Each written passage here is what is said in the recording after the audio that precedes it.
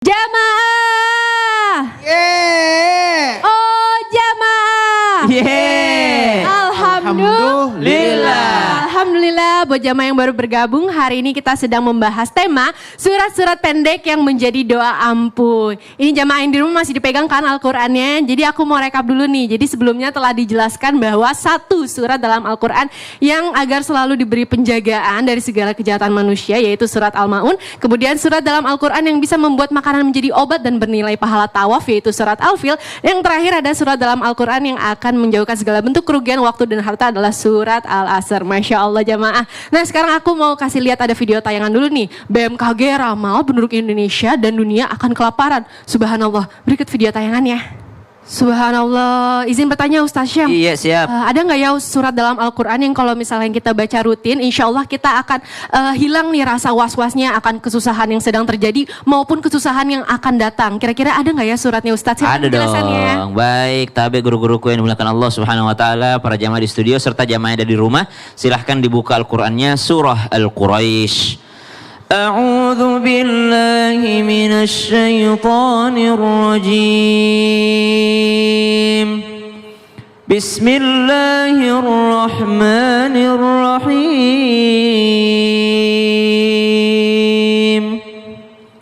لإيلاف قريش إيلافهم رحلة الشتاء والصيف فليعبدوا رب هذا البيت الذي أطعمهم من جوع وآمنهم من خوف. Sadaqallahul azim. Allahumma arhamna bil Quran. Semoga kita mampu mengamalkan dan mengimani setiap surah yang diturunkan oleh Allah Subhanahu wa taala. Dengan cara apa kita mengimani surah-surah tersebut? Ada para sahabat yang mengulang-ulang satu surah yang dikhususkan. Ada sahabat yang mengamalkan satu surah. Ada sahabat tidak mau menghafal ayat yang lain sebelum dia mengamalkan ayat sebelumnya. Ditanya para tabi'ut tabi'in, kenapa orang terdahulu itu lama menghafal Qur'annya? Kata para sahabat yang masih hidup, kan Nabi sudah meninggal dunia, masih ada sahabat yang masih hidup. Ada juga sahabat yang tidak ketemu dengan Nabi, namanya tabi'in. Kata tabi'in ini, kenapa ya dahulu sahabat-sahabat ini padahal mereka loh yang diturunkan Al-Quran baginya, kenapa mereka nggak cepat hafal Qurannya, kenapa mereka lama menghafal Quran? Dijawab oleh para sahabat, karena kami tidak mau menghafal ayat sebelumnya sebelum kami mengamalkan ayat sebelumnya. Subhanallah, kami tidak mau menghafal dulu ayat surah setelahnya sebelum kami mengamalkan surah sebelumnya. Berarti tadi sudah ada Al-Maun, tadi ada surah Al-Asr, jelaskan juga ada Al-Fil, sekarang surah Al-Quraisy. Al-Quraisy ini bercerita tentang alladzi at'amahum min ju'in wa amanahum min khauf falyabudu rabb hadzal bait. Maka sembahlah dia yang mengurus daripada Al-Ka'bah ini, yang mengurus daripada muka bumi ini, yang mengurus daripada rabb hadzal bait, Tuhannya daripada Ka'bah ini, Tuhan daripada yang memelihara segalanya. Berarti dalam kitab Khawasul Quran, daripada kekhususan surah-surah Al-Quran, daripada surah Al-Quran, faedah yang pertama daripada surah Al-Quraisy adalah membuat kita dapat pahala tawaf. Seperti tadi membuat kita surah Al-Fil itu dapat pahala tawaf, sama seperti Al-Quraisy, orang yang membaca surah Al-Quraisy faedahnya adalah mendapatkan pahala tawaf dan pahala i'tikaf di Masjidil Haram.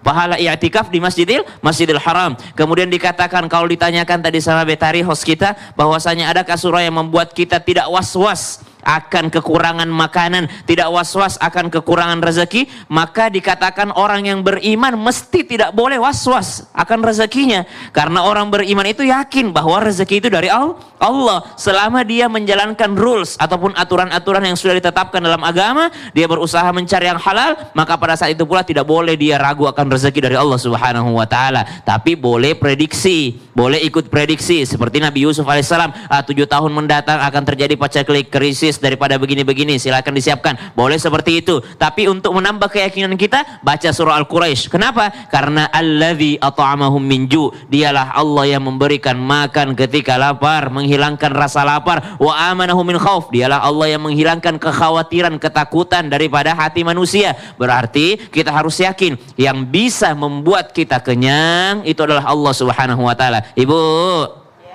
orang kalau puasa lapar enggak?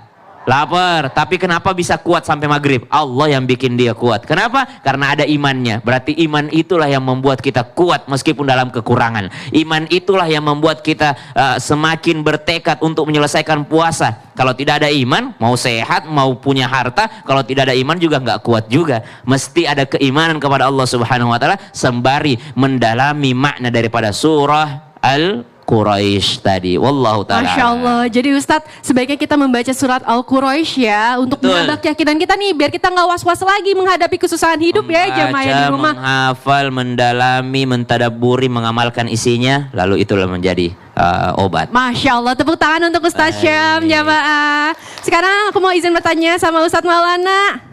Ya. Ustadz, katanya nih ada surat. Ini suratnya pendek dan singkat sekali, dan pasti nih ya kita semua hafal nih di luar kepala nih. Surat favoritnya ibu ya.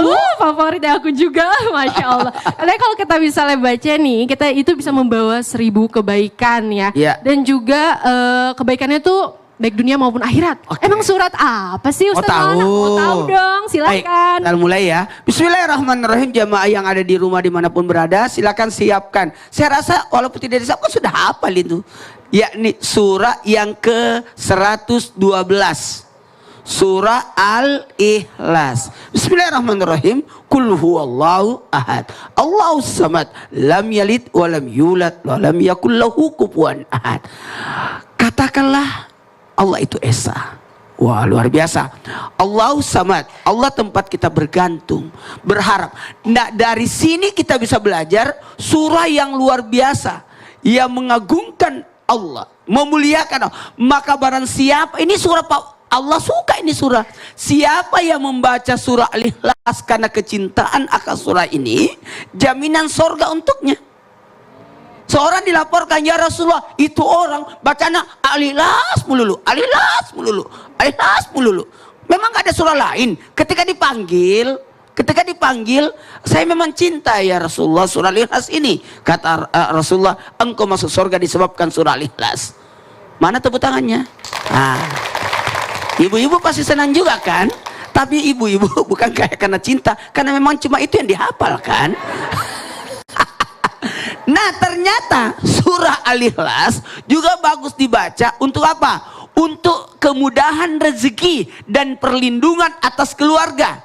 Mau rumahnya berkah? Mau rumahnya tidak pernah kekurangan? Mau aman dari segala macam bahaya? Mau mudah rezekinya rumahnya? Mau tenang tinggal di rumah? Maka baca surah Al-Ikhlas 3 kali setiap akan mau masuk ke rumah. Baca. Nah, lalu ketika orang yang sakarat dibacakan surah Al-Ikhlas, atau mungkin dia berkata kayaknya usiaku sudah tidak lama lagi. Nah, ketika aduh kayaknya ini terakhir saya nggak mau, maka bacalah surah Al-Ikhlas. Siapa yang baca surah Al-Ikhlas maka diberikan 3 kemudahan akan sakarat, kemudian terhindar siksa kubur, dan dimudahkan izabnya dari kemudian. Baca surah Al-Ikhlas. Dan hebatnya surah Al-Ikhlas, kita bisa menghatamkan Quran. Karena siapa yang baca surah Al-Ikhlas, maka bagaikan membaca sepertiga Al-Quran. Maka ketika kita membaca 3 kali, maka bagaikan menghatamkan Al-Quran. Alhamdulillah. Maka betapa besarnya kemuliaan surah Al-Ikhlas, yang notabene-nya mungkin orang mengira ini kok surah pendek banget ya, biasa aja. Tidak, justru ini surah Al-Ikhlas surah yang luar biasa. Bisa jadikan penawar, bisa menjadikan pelindung, bisa menjadikan pengharapan, perlindungan dari kepada Allah atas kekurangan, atas bahaya. Ini bisa bahaya dan keberkahan itu. Masya Allah. Aku dulu kaget dulu. Oh ya, oke. Tadi aku mau ngegetin rencananya, Masya Allah. Tepuk tangan untuk Ustadz Maulana.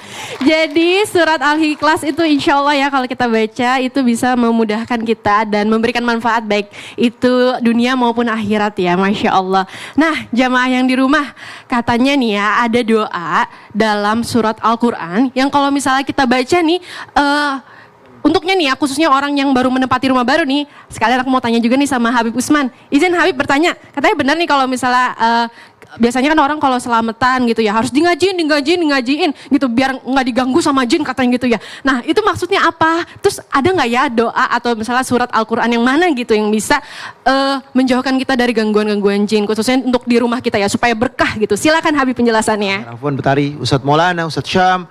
Bismillahirrahmanirrahim. Allahumma salli ala Sayyidina Muhammad wa ala ali Sayyidina Muhammad. Penonton di rumah, ibu-ibu, bapak-bapak juga studio nih. Kalau mau beli rumah atau kalau mau cari rumah, maka ada doa dan amalan sehingga ketika kita baca doa tersebut mendatangkan sebuah keberkahan, kebaikan dan banyak banget fadilahnya. Bacalah surat ini.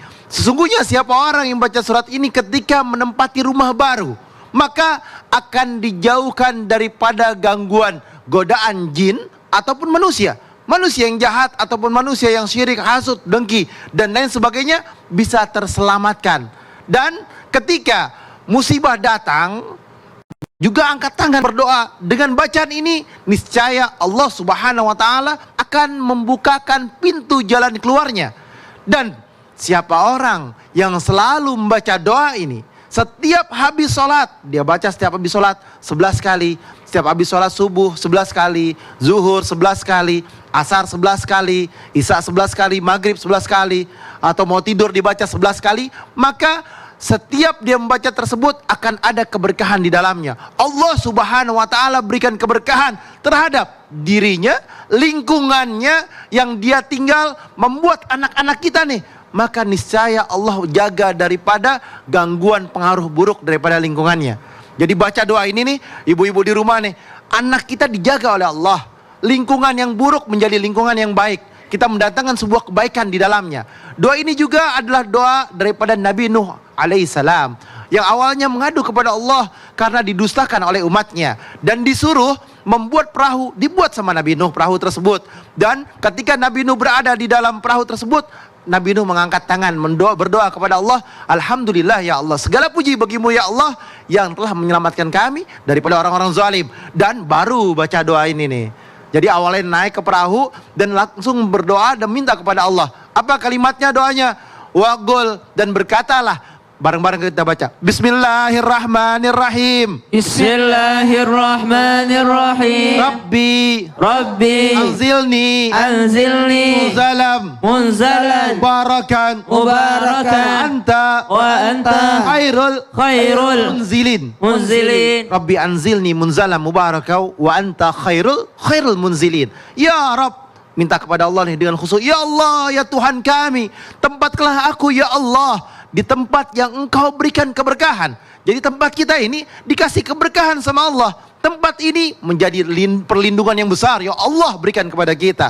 Dan Engkau ya Allah adalah sebaik-baik yang memberi tempat. Jadi kalau mau punya rumah, mau beli rumah, baca doa ini, dapat lingkungan yang baik, dapat daripada keberkahan di dalam rumahnya, sehingga hidup yang kita lakukan menjadi ketenangan, kebahagiaan, dan anak-anak kita terjaga daripada lingkungan buruk yang di dalamnya, misalkan ada daerahnya situ narkoba, judi dan lain sebagainya, maka Allah jaga anak-anak kita dan keluarga kita. Dengan doa ini, Rabbi anzilni munzalan mubarakah wa anta khairul munzilin. Allah berikan keberkahan daripada apa? Daripada Nabi Nuh ketika landing perahunya, tempatnya dikasih Allah keberkahan. Dan ketika kita baca, Allah kasih keberkahan dalam keluarga kita. Masya Allah Habib, jadi surat dalam Al-Quran yang dianjurkan khususnya untuk kita-kita para jamaah yang mau beli rumah baru, yaitu surat Al-Mu'minun ayat 29. Betul Habib, tepuk tangan dong untuk Habib. Terima kasih Habib penjelasannya. Masya Allah jamaah. Oh jamaah. Alhamdulillah jamaah. Penasaran kan? Pengen banget kan pertanyaannya dijawab sama guru-guru kita di sini? Udah gak sabar kan pasti? Jamaah di studio juga dong. Udah gak sabar ya?